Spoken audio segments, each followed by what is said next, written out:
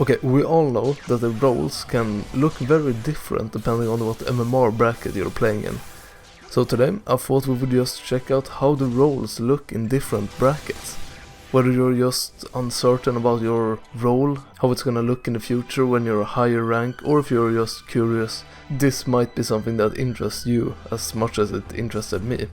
Before I get into the lower MMR brackets, I just want to preface this by making something incredibly clear. You can switch roles, and you won't lose that much of your skill by switching roles. I climbed to Ancient, playing pretty much only mid, and then I switched to support because I found it a bit more fun at the higher MMRs. One of the reasons I didn't switch before reaching Ancient was that I was scared that I was gonna be a Herald level support, because I hadn't really practiced it that much. But in reality, it's not that bad to switch roles. I've done the switch from support to mid as well, and it just worked out completely fine. The reason all the pros and pretty much everyone else is very clear about not switching roles is because your improvement halts immediately. It usually kinda stops dead in the tracks, because there is so much you have to catch up on before you can actually start to improve from the level you're currently at. But in my opinion, slowing down your improvement for a little bit is incredibly worth it in the long run if it makes the game more fun for you and it makes learning more fun. But with that being said, let's jump into the lower bracket, Herald, Guardian, Crusader.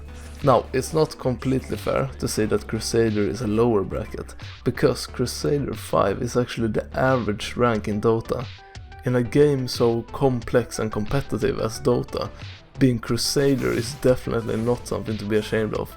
But in the context of all the other ranks and what I'm going to talk about, I think it's fair to just lump these ranks together. One thing that I remember thinking when I started playing Dota 3 years ago is that it really felt like all the top players, all the content creators, were really out of touch with how the lower ranks actually looked. They would always say something like, okay, if you just play basic, if you just play simply and you just farm, you will win pretty much every game. As much as I hated hearing that when I was Herald, I think there is a lot of truth in the out of touch statements that the pros make. With that being said, let's talk about position 1 in the lower ranks. So, the hard carry. In my experience, the people who climb the fastest in lower MMRs are usually the hard carry. You know, the people that hit Divine after just 1 year of playing. If you want more modern examples, you can look at Grubby and Sneeko, who both climbed incredibly quickly playing position 1. I like to do a little bit of replay analysis every now and again, and the main mistake I see from hard carries at this level is generally patience. There are of course a lot of improvements needed in the laning stage and general macro gameplay in the later stages of the game, but in general a lot of people would improve a lot as hard carry with just a little bit of patience. In my experience, I think Herald to Crusader is the area where there is the most pressure on the position 1. I don't mean like Dota type of pressure, I mean pressure from the team, pressure to perform. In contrary to how it is in the higher ranks, there is usually way too much space for the position 1, more than the position 1 is ever going to need. You might be saying something like, oh, my offlaner is farming my jungle, but most of the time there is so incredibly much space everywhere on the map in the lower ranks.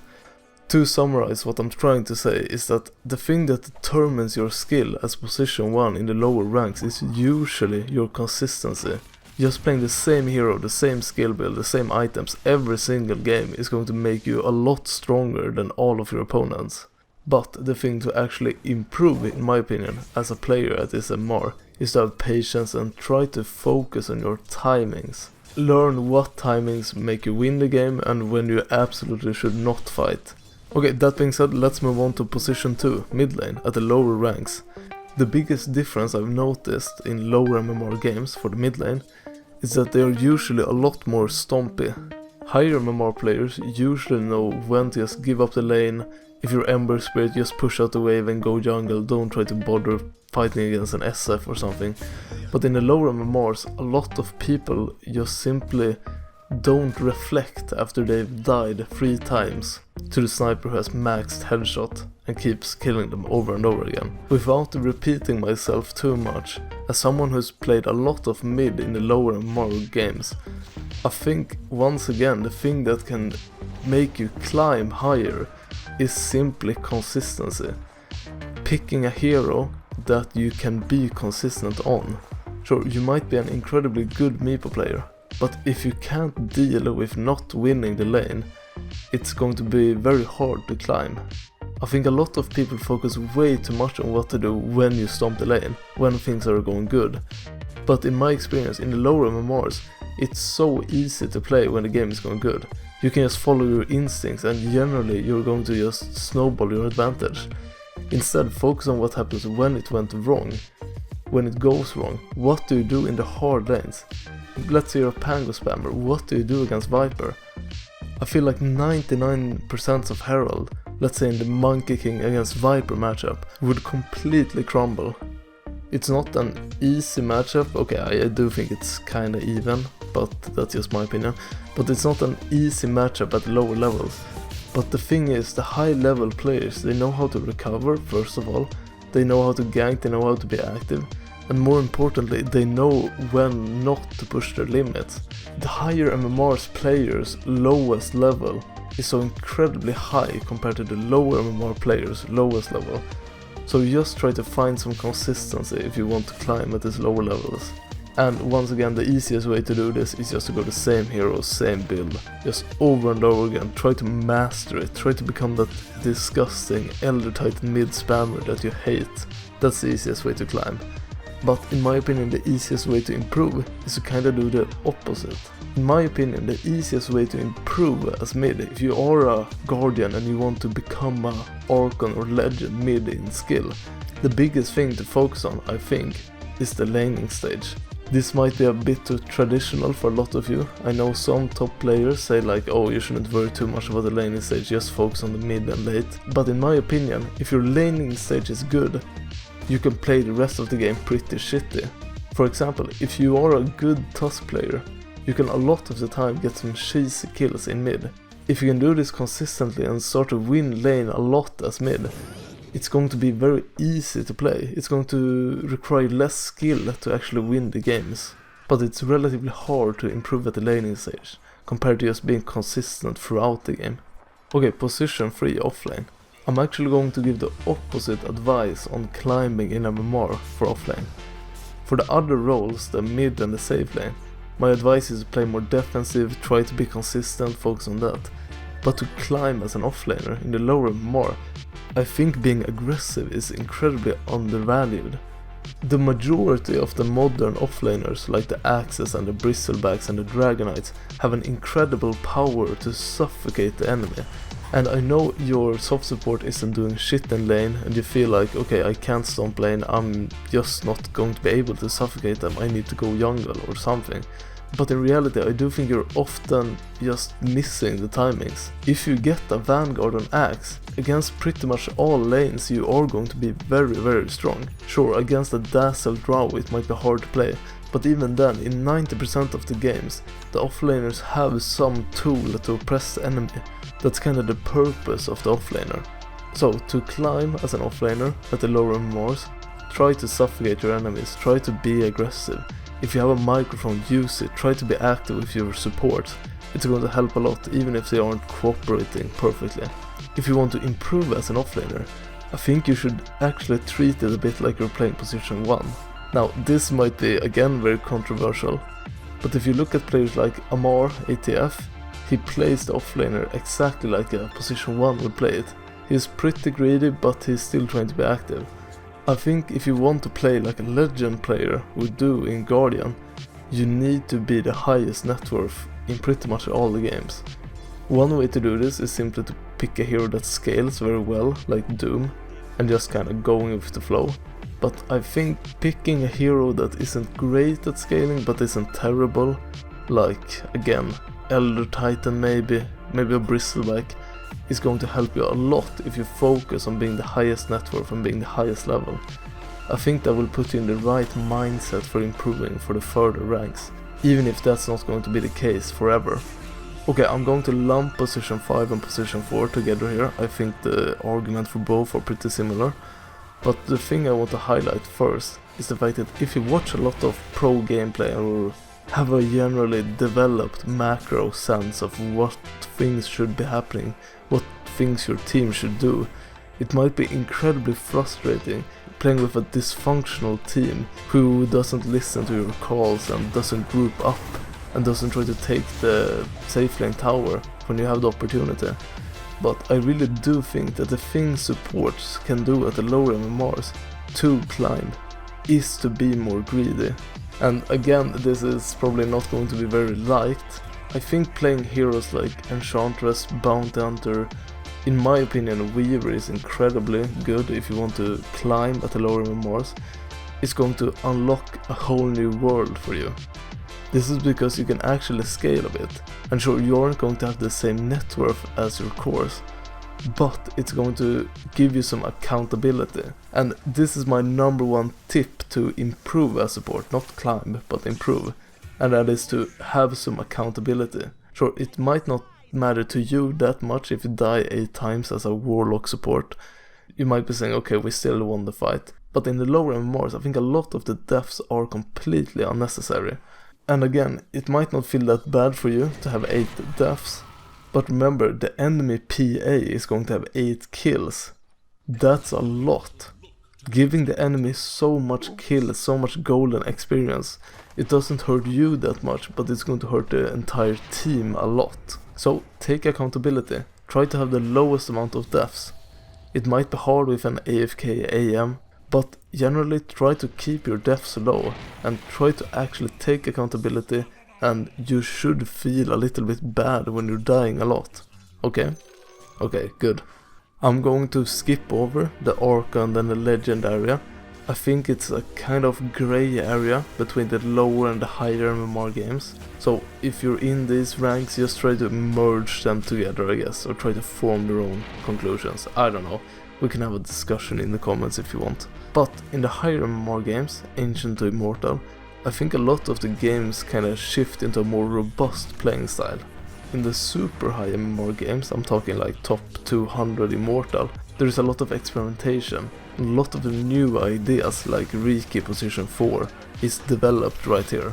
But usually I feel like Ancient to Immortal take these concepts and make them more strict into the roles.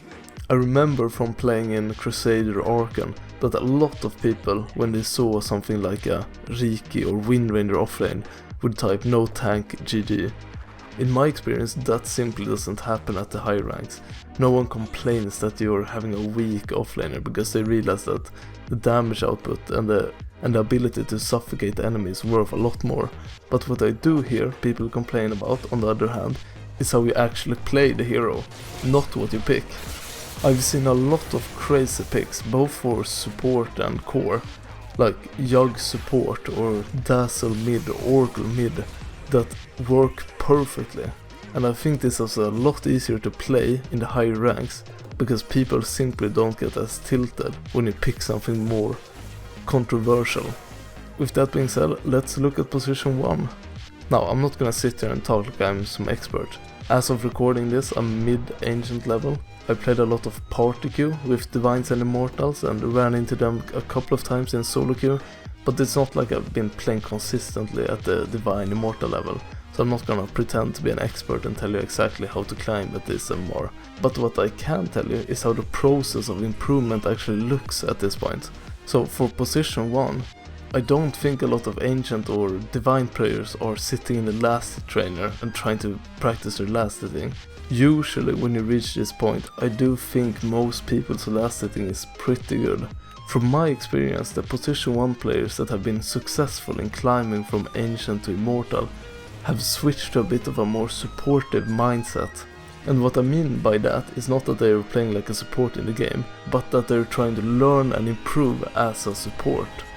That means that instead of just endlessly grinding games over and over again like you might have done in Legend or Archon, a lot of people that improve quickly at the Ancient range either get coaching from better players, or just simply start watching pro replays and actually looking at exactly what the high level position 1 players are doing. A lot of the time you can copy their patterns exactly. When do they go to the jungle, at what item do they engage in the fights? A lot of that is what the position 1 players at this point try to pick up. For the position 2 role, I think I have a little bit more experience at the higher roles, and from my experience, the people who climb the fastest as position 2 are the ones that kinda switch into a more supportive mindset again. I know I've talked about this already, but I feel like you can draw a lot of parallels to games like CSGO.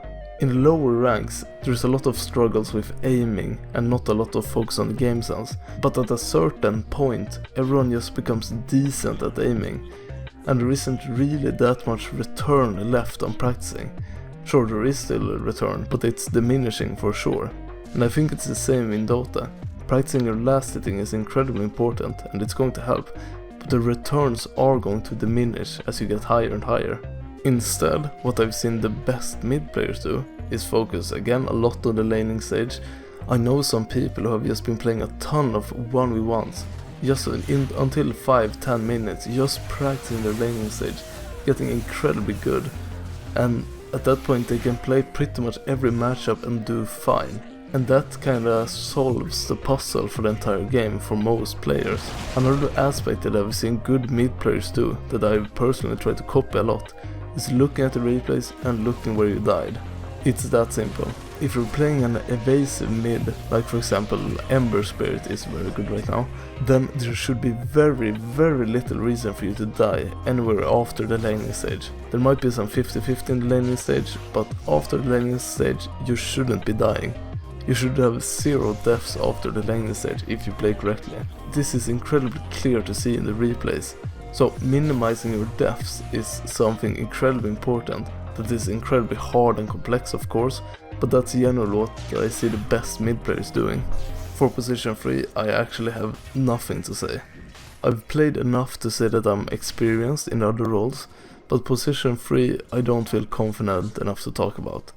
So if you want the high level position 3 improvement guide, I recommend looking up KSU and Jenkins. And I know what you're saying, Jenkins isn't that the meme funny guy, but I do think he has a lot of incredibly valuable points, especially if you watch his tier list videos. They are pretty insightful. For position 4 and 5, I think the focus for improvement shifts kind of back to shot calling and making the correct calls. Because at this MMR, in my experience at least, if you talk in a coherent way and you're not flaming anyone, almost everyone will listen to you. A lot of people listen more to the support than the mid in my experience, which I think is very nice. So simply improve your calling, shot calling, but my biggest issue, and I think it's going to be important for you if you want to climb in the higher ranks as well, is to again take accountability. Don't die a lot as support. Play correctly so that you don't get picked off, so that the enemy can't kill you in the beginning of every fight. That's something that you need to always keep improving on, because the enemies will become better and better as you climb at singling you out and targeting you when you've done a mistake. So you absolutely need to keep improving your survivability. But with that being said, that was just a quick little rant essay, I don't know what to call it. If you have any other topics you'd like me to discuss, or if you just think my content is shit, let me know. That being said, thanks for watching, bye bye.